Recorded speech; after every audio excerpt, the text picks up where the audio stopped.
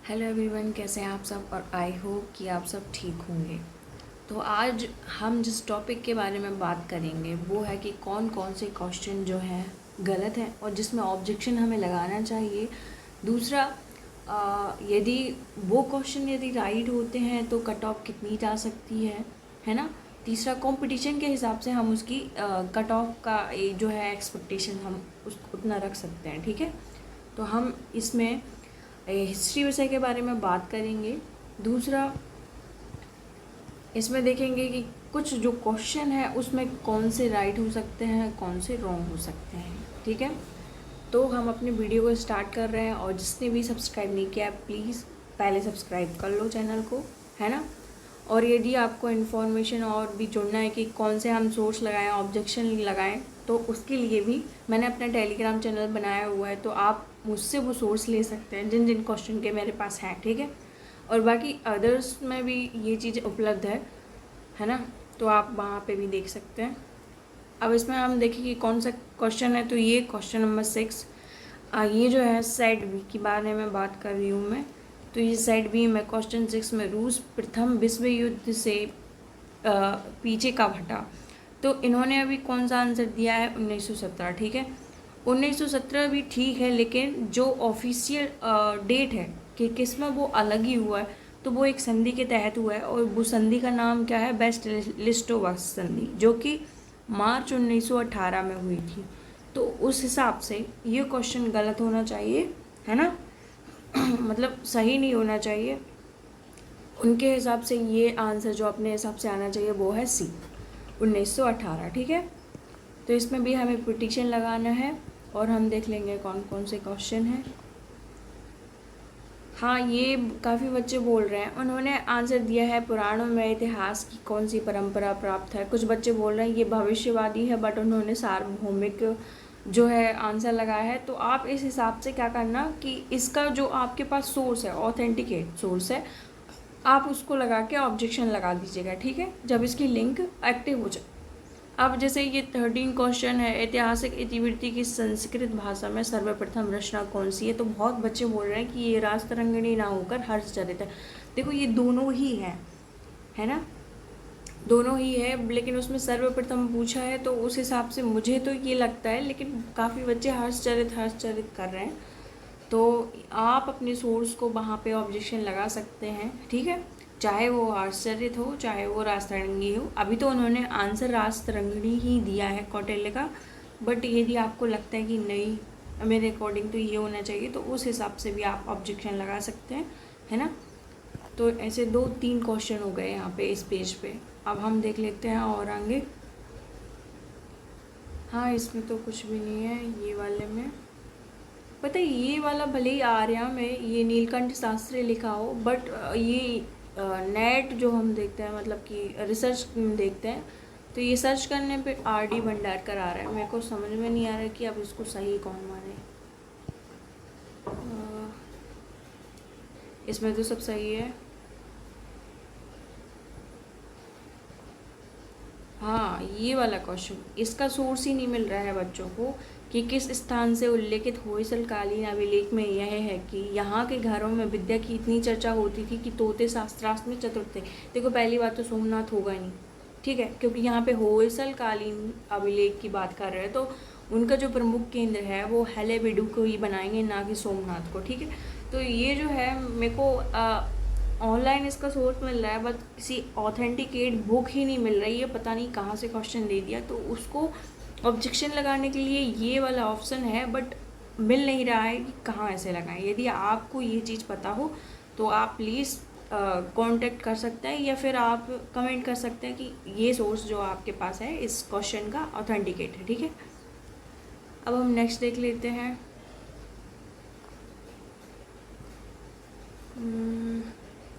हाँ, इसका शायद ये दे रही है ना, लेकिन इसका यही है दिसंबर 1925 कानपुर, है ना।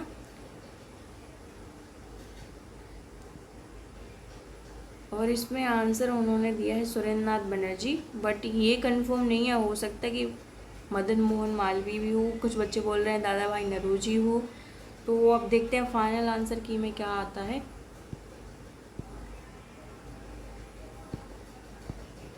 हाँ, ये वाला क्वेश्चन बहुत बच्चे बोल रहे हैं कि मीराबाई नहीं है, इसमें कबीर ही हैं। निम्नलिखित में से किस मध्यकालीन संत ने भक्ति के मार्ग में गुरु की आवश्यकता पर बल नहीं दिया है? तो ये इसमें एनसीईआरटी भी सोर्स है और बहुत सारे सोर्स हैं जिसमें ये कबीर आंसर है।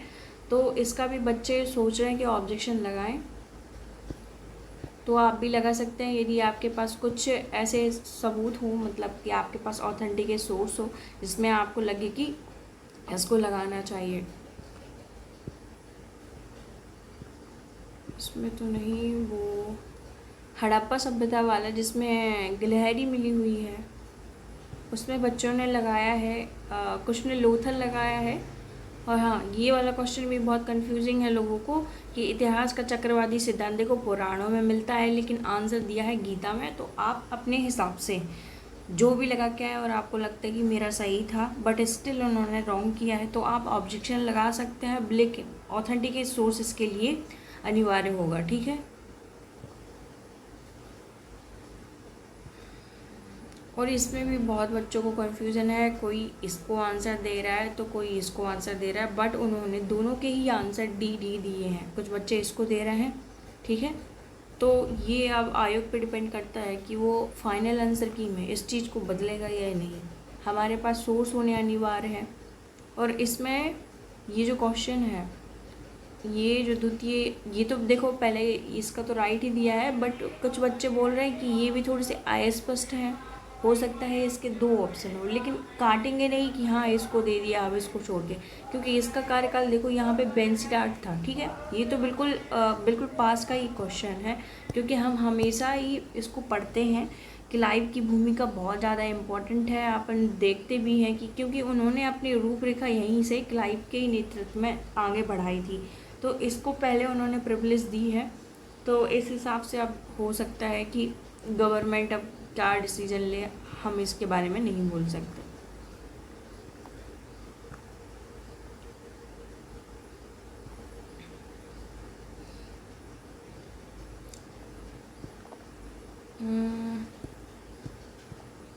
हाँ, ये तो काफ़ी इम्पोर्टेंट क्वेश्चन है। पहला है, हुमायूं को मकबरे का महत्व इसलिए है क्योंकि इसमें स्थित चारबाग के कारण है।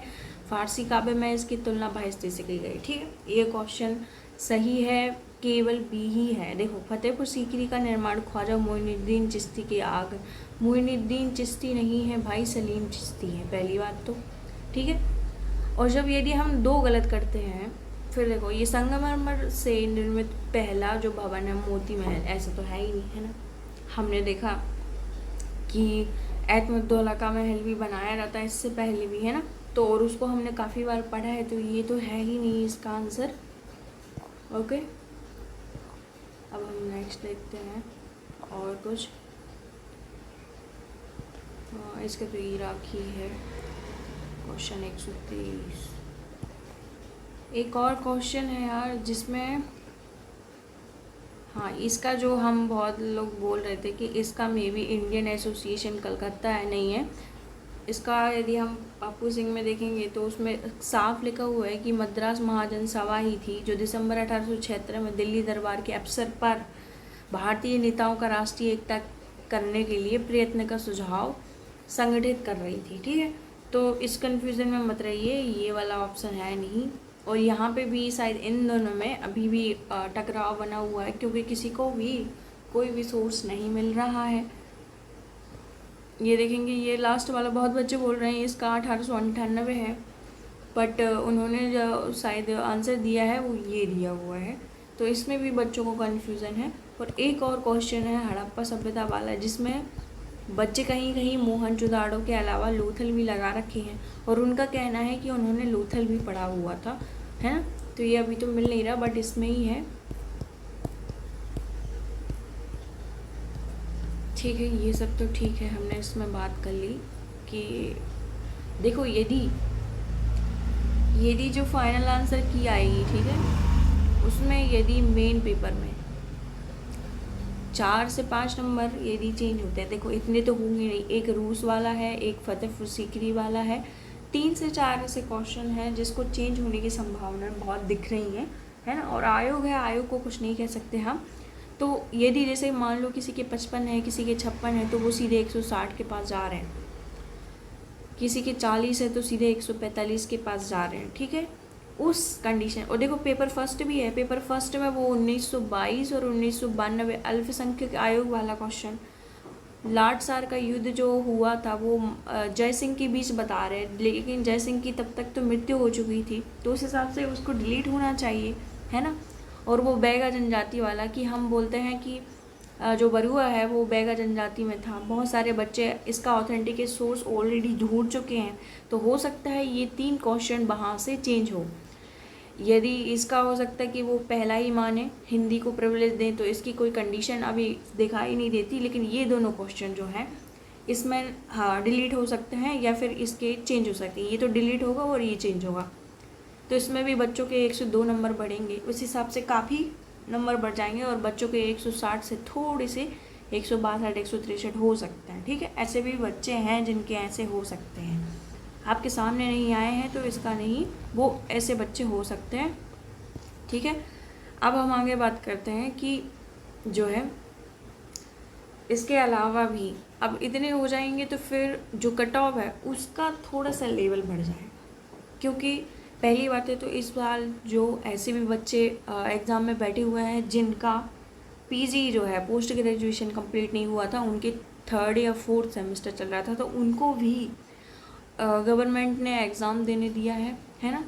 पॉइंट टू बी नोटिस, ये पहली बात है। दूसरा, जो पहले शिक्षक रह चुके हैं या फिर जो किसी भी भर्ती में थे, उनको भी इसमें भी 27 या 35% उनको भी आरक्षण है। तीसरा, महिलाओं को भी आरक्षण है 35%। तो उस कंडीशन में भी जब सीट फिल ही हो जाएंगी तो कंपटीशन हाई जाएगा, है ना। ये भी हमें देखना है, क्योंकि बच्चों की संख्या भी इस बार हाई होगी। हाँ ठीक है, इसमें पोस्ट ज़्यादा थी, लेकिन इन चीज़ों को भी हमें मद्देनज़र रखते हुए ये चीज़ें ध्यान देनी होगी। और नंबर बढ़ेंगे तो उस हिसाब से जो पिछली कट ऑफ गई थी कितनी, 135 से 145 के बीच गई थी ओबीसी की, थोड़ी सी इनके 150 से मे बी 155, पता नहीं, मतलब अंदाजे से बता रही हूँ, ये गई थी जनरल की, इससे थोड़ी एसटीएससी। तो आप ये बिल्कुल मत सोचें, यदि ये चेंज होते हैं, इनकेस यदि ये चेंज होते हैं तो कट ऑफ आसपास ही जाएगी। और मान लो यदि इसमें से इतने नंबर चेंज नहीं हुए तो कट ऑफ थोड़ी सी कम जाएगी, जनरल वालों की 150 तक रह जाएगी, मे बी 150 से 155 के बीच ही जाएगी, इससे ज़्यादा नहीं जाएगी। फिर ओबीसी की हम देखेंगे वो 130 से 140 या फिर 135 से 145 के बीच ही जाएगी, और नहीं जानी है। और महिलाओं की तो फिर तो 130 से ही स्टार्ट होगी, है ना। तो इसको आप सेफ स्कोर समझे। और एसटीएससी की इससे भी ज़्यादा, यदि उन 100 प्लस या 110 प्लस है तो उनको घबराने की कोई ज़रूरत नहीं है, उनके चांसेस हैं, ठीक है। यूआर में थोड़ा सा ऐसा है कि ईडब्ल्यूएस वाला का थोड़ा ऐसा है कि 150 से आपके यदि 155 के बीच या फिर 145 से 155 के बीच आ रहे हैं तो थोड़ा सा आपका सेफ स्कोर है यदि आप जनरल से हैं। और ओबीसी का तो मैंने आपको बता ही दिया, 135 से 145 के बीच ही समझे आप। एसटीएससी का भी 125 से 130 या फिर इतना तो आप समझ सकते हैं, 120 समझ सकते हैं, ज़्यादा कम भी नहीं होगा। या फिर हो सकता है कि 110 प्लस तो आप समझो इसको कि आपकी कट ऑफ जाएगी, इतना कम भी नहीं जाएगी आपकी, क्योंकि कंपटीशन बहुत है, एक्स्ट्रा बच्चे भी हैं। और देखो कुछ इस पर भी डिपेंड करता है कि बच्चों ने कितना अच्छा परफॉर्मेंस दिया। तो हम आसपास जितना भी सुन रहे हैं सबका पेपर बिगड़ा हुआ है, क्योंकि पेपर बहुत ज़्यादा टफ आया था। पेपर का लेवल भी डिपेंड करता है कि किस हिसाब से आया, तो पेपर भी बहुत टफ आया है, तो उस हिसाब से हम देखेंगे कि कट ऑफ इतनी ज़्यादा हाई भी नहीं जाएगी। लेकिन यदि क्वेश्चन 4 से 6 क्वेश्चन यदि चेंज होते हैं पेपर फर्स्ट और पेपर सेकंड के, तो ये संभावना ज़्यादा ही है कि आपकी थोड़ी सी कट ऑफ का जो नंबर है वो बढ़ जाएगा, है ना। यदि जो ओबीसी वाला है 150 प्लस उसके नंबर है तो वो थोड़ा सा शांति रख सकता है, लेकिन अपने आप को ही वो मियाँ मिट्ठू ना समझे, क्योंकि कुछ भी हो सकता है, आयोग कुछ भी कर सकता है। तो जब तक फाइनल आंसर की में आपका नाम ना आ जाए तब तक ये बिलीव मत करिए किसी से भी कि अब तो तुम बन गए, ठीक है। क्योंकि ऐसा होता है हमेशा कि हम एक्सपेक्टेड हाई कर लेते हैं और फिर पता चलता है कि नहीं निकला। तो अभी शांत रहिए जितना हो पाए, तो जब तक फाइनल आंसर की ना आए आप इस पर बिलीव मत करिए कि क्या होगा और क्या नहीं। और सुनने में आ रहा है कि फिर से इसके एग्ज़ाम होंगे, फिर से इसकी वैकेंसी आने वाली है, तो आप इस पे ही बिलीव कर लो और अपनी तैयारी फिर से अच्छे से लग जाइए इसके अंदर, ठीक है।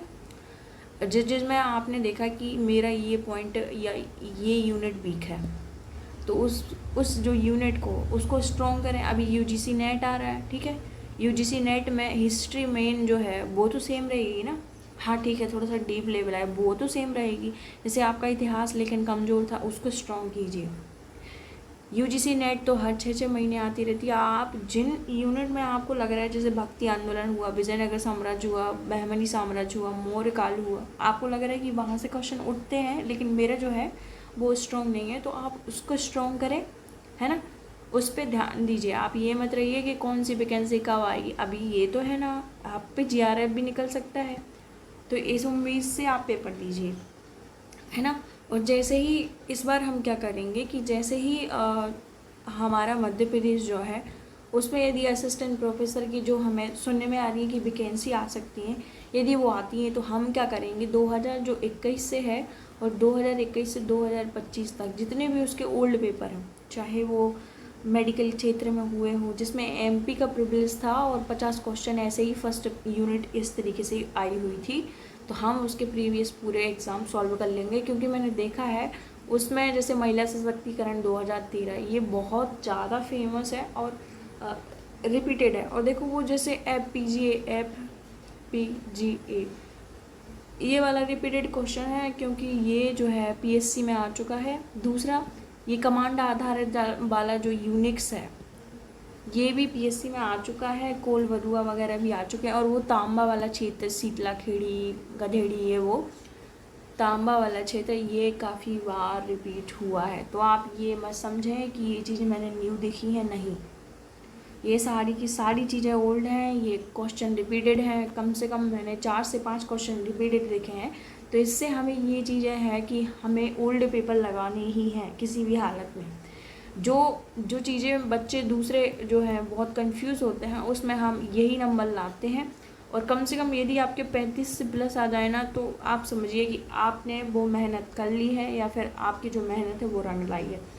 तो जैसे ही यदि इसका कोई नोटिफिकेशन मिलता है या फिर जिसमें एमपी का कोई पोर्शन पूछा है, चाहे वो कोई सा भी एग्ज़ाम हो, मैं आपको ये कम से कम 27 से 28 क्वेश्चन पेपर जो हैं जो एमपी में पूछे गए हैं अलग अलग एग्ज़ामों में, जिसमें ये यूनिट 1 सेम थी, तो उसको हम कवर करेंगे, ठीक है। इसके लिए आप मत घबराइए, इसको हम कवर करेंगे। और जो कट ऑफ है मैंने आपको बता दी, और जो कुछ ऐसे ही क्वेश्चन है जिसमें हम ऑब्जेक्शन लगा सकते हैं वो आपने देख ही दिए हैं। तो आई होप कि ये वीडियो आपको समझ में आया होगा। और हाँ, आप टेलीग्राम पर जुड़ जाइए, जिसमें यदि मुझे भी कोई सोर्स मिलता है, यदि आपको भी कोई सोर्स मिलता है, तो आप मेरे को डीएम कर सकते हैं, ठीक है। तब तक के लिए धन्यवाद, थैंक यू।